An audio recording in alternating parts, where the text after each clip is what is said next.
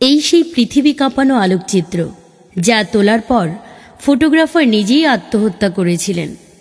ছবিতে একটি শকুন বসে আছে কঙ্কালসার এক শিশুর মৃত্যুর অপেক্ষায়, যেন মারা গেলেই সে ঝাঁপিয়ে পড়বে লক্ষ্যবস্তুর উপর। ছবিটি তুলেছিলেন দক্ষিণ আফ্রিকার ফটোগ্রাফার কেভিন কার্টার। 1993 সালের মার্চ মাস। দুর্ভিক্ষ পীড়িত সুদান, কোথাও এক ফোঁটা দানা নেই। ক্ষুধার যন্ত্রণায় কাতর শিশুটি এক মুঠো খাবারের সন্ধানে আয়ত শহর থেকে আধা মাইল দূরে জাতিসংঘের খাদ্য গুদামের দিকে অগ্রসর হচ্ছিল। এক পর্যায়ে সে তার মৃতপ্রায় নিথর দেহটি নিয়ে উবু হয়ে মাটিতে মাথা রেখে বসে পড়ে। ঠিক তখন পাশ থেকে একটা শকুন লোলুপ দৃষ্টি হেনে শিশুটির মাংস ভক্ষণ করার জন্য প্রতীক্ষা করতে থাকে।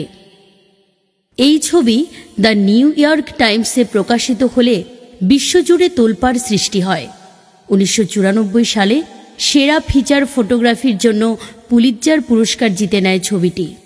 কিন্তু ফটোগ্রাফার কেভিন কার্টার পুরস্কার জেতার 4 মাসের মাথায় মাত্র 33 বছর বয়সে আত্মহত্যা করে বসেন।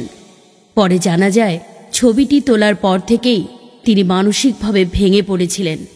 মৃত্যুর আগে ছবিটির বিষয়ে কেভিন কার্টার তার ডায়েরিতে লিখেছিলেন, হে পরম করুণাময়, আমি প্রতিশ্রুতি দিচ্ছি, খাবার তা সে যত খারাপ স্বাদেরই হোক না কেন, আমি সেটা নষ্ট করব না।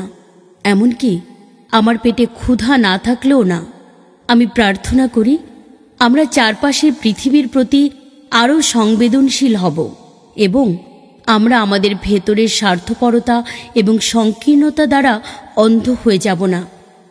আমি আরও প্রার্থনা করি তুমি ওই ছোট্ট ছেলেটিকে রক্ষা করবে, পথ দেখাবে আর ওকে ওর দুঃখ থেকে মুক্তি দেবে।